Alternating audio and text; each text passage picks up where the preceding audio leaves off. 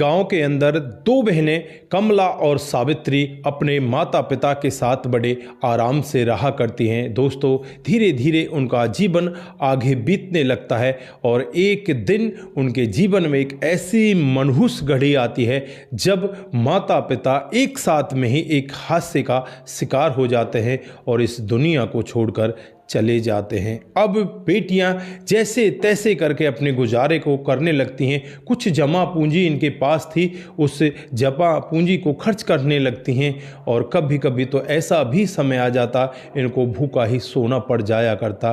दोस्तों, धीरे धीरे समय बीत रहा होता है। एक दिन का वाक़या होता है जब एक साधुओं का झुंड इस गांव से गुजर रहा होता है। उसमें कुछ साध्वी होती हैं। जो बड़ी बहन है कमला, वो इन साधुओं के साथ जाना चाहती है। छोटी बहन लाख मना करती है कि बहन तू मुझे छोड़कर क्यों जा रही है, तेरे बगैर मेरा है ही कौन। लेकिन बड़ी बहन एक भी नहीं सुनती और सीधे वहां से उन साधुओं के साथ निकल जाती है। जैसे ही अगली सुबह होती है तो तरह तरह की बातें गांव में होने लगती हैं। कोई तो कहता कि ये पता नहीं किसके साथ भाग गई है, कोई कह रहा है कि वो साध्वी बन गई है, कोई किसी तरह की बातें कह रहा है। जितने ज़्यादा मुंह उतनी ही ज़्यादा बातें बन रही होती हैं। अब यहाँ पर जो छोटी बहन है सावित्री, अब उसके लिए भी गांव वाले सोचने लग जाते हैं कहीं ऐसा ना हो ये छोटी बहन भी ऐसा ही कदम उठा दे, ये भी किसी के साथ भाग जाए, इससे पहले इसकी शादी कर देनी चाहिए। दोस्तों, गांव के लोग पैसा जुटाते हैं और पैसा जुटाकर फिर इस लड़की की बड़ी ही धूमधाम से एक बहुत ही अमीर व्यक्ति के साथ में शादी करा दी जाती है। शादी होने के बाद सावित्री अपने घर परिवार में पहुंच जाती है। जो इसका पति होता है बहुत ही सुलझा हुआ व्यक्ति होता है, बहुत समझदार होता है। घर में और भी जितने सदस्य होते हैं बहुत ही समझदार होते हैं। धन दौलत की किसी भी तरह की कोई कमी नहीं होती। सावित्री भी अच्छी तरह से इस घर को आगे चलाने लगती है।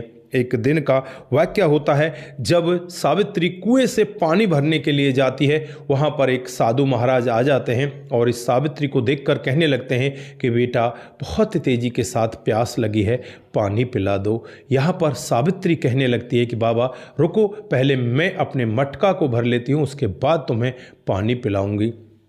दोस्तों, अब यहाँ पर सावित्री अपने मटका को भर लेती है, उसके बाद वहीं पर हाथ जोड़कर खड़ी होती है और सीधे वहाँ से चलने लगती है। साधु एकदम से हैरत में पड़ जाते हैं कि इसने किया तो क्या किया, इसे तो मुझे पानी पिलाना चाहिए था, लेकिन ये तो बिना पानी पिलाए ही जा रही है। फिर सावित्री से वो कहने लगते हैं कि बेटा मुझे पानी तो पिला दो।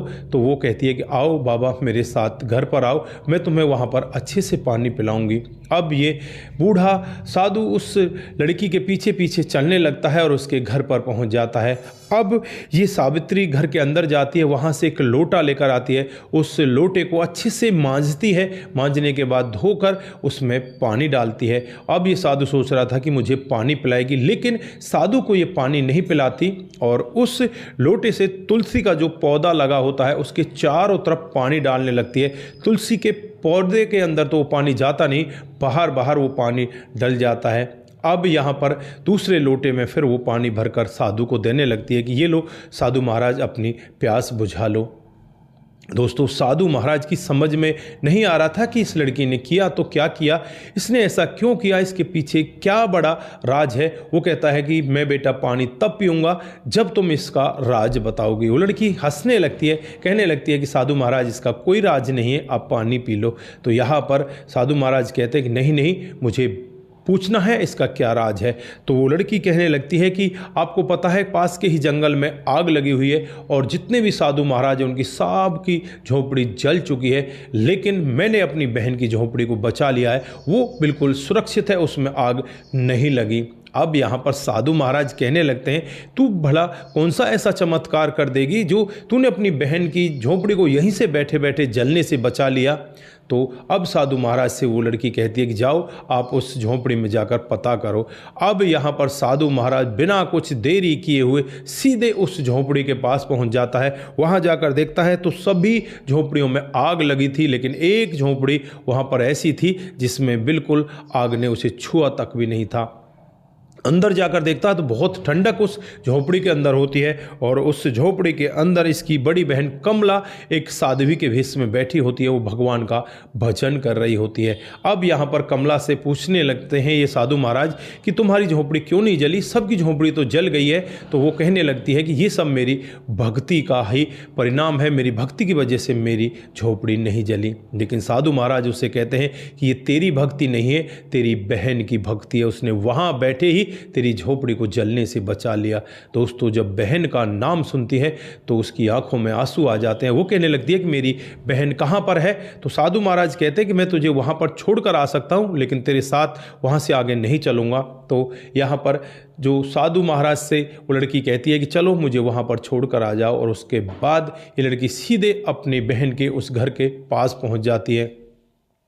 जब बहन अपनी बहन को देखती है तो उसे वहीं रुकने के लिए कहती है, तुम मेरे घर के अंदर मत जाओ, तुम बहुत ही कलंकित हो, तुमने हमारे कुल को कलंकित किया है और अब तुम मेरे घर के अंदर प्रवेश नहीं कर सकती। बाहर एक कमरा बना होता है, उस कमरे में उसे ठहराया जाता है। और उसके बाद जब अगला दिन आता है तो दोनों बहनें एक दूसरे से मिलती हैं। मिलने के बाद गले मिलकर रोने लग जाती हैं। तो यहाँ पर बड़ी बहन कहने लगती है कि बहन मेरी भी शादी करा दे, मैं भी शादी करना चाहती हूँ। मुझे पता चल गया कि वैराग्य में तो ताकत है ही, लेकिन जो ताकत शादीशुदा लोगों में है वो बहुत ज़्यादा है और उसमें जो धर्म और जो कर्म है और जो हमारे भजन हैं वो ज़्यादा लगते हैं। दोस्तों, अब यहाँ पर जो बड़ी बहन है वो छोटी बहन के सामने हाथ जोड़ देती है और छोटी बहन उससे कहती है कि कोई बात नहीं, तुम ऐसा करो, तुम सुबह नहा धोकर तैयार हो जाओ और उसके बाद तुम दुल्हन के जोड़े में बिल्कुल सज धज जाओ, उसके बाद तुम्हारी शादी करवा दी जाएगी। अब यहाँ पर बड़ी बहन बिल्कुल तैयार हो जाती है। शीशे के सामने जब वो अपने आप को देखती है तो बहुत ज़्यादा खुश होती है और फिर यहाँ पर छोटी बहन उसके लिए एक माला ले आती है। वो कहती है कि हमारे गांव में 4 द्वार हैं, तुम इनमें से एक द्वार कोई सा भी चुन लो और सबसे पहले जो व्यक्ति तुम्हें दिखाई दे उसी के गले में तुम वरमाला डाल देना।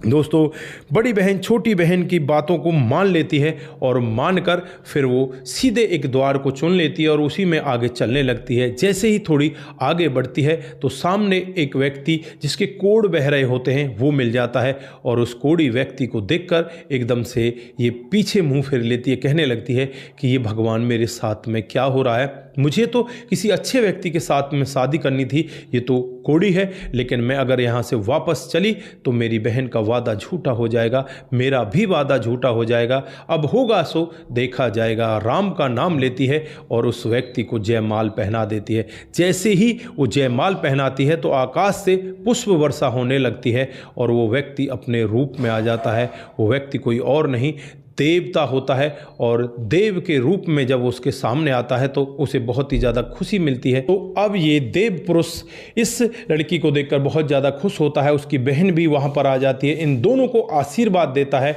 और वहाँ से अपनी दुल्हन को लेकर चला जाता है। तो दोस्तों, यहाँ पर ये छोटी सी घटना हमें बहुत कुछ सिखा कर जाती है। ये 4 चीज़ें हमें बहुत ज़्यादा इनमें सीखने को मिलती हैं। नंबर 1, समस्याओं से भागना समाधान नहीं है, उनका डट कर मुकाबला करना चाहिए। नंबर 2, सत्य वचन ही शक्ति है, उसकी शक्ति अपार होती है। जो अपने वचन पर अड़िग रहता है ईश्वर उसकी सहायता जरूर करते हैं। ये बिल्कुल सत्य है कि जो सत्य वचन बोलता है, अपने वचन पर अड़िग रहता है, भगवान भी उसकी हर जगह मदद करते हैं। नंबर 3, भक्ति केवल संन्यास में ही नहीं गृहस्थ जीवन में भी होती है।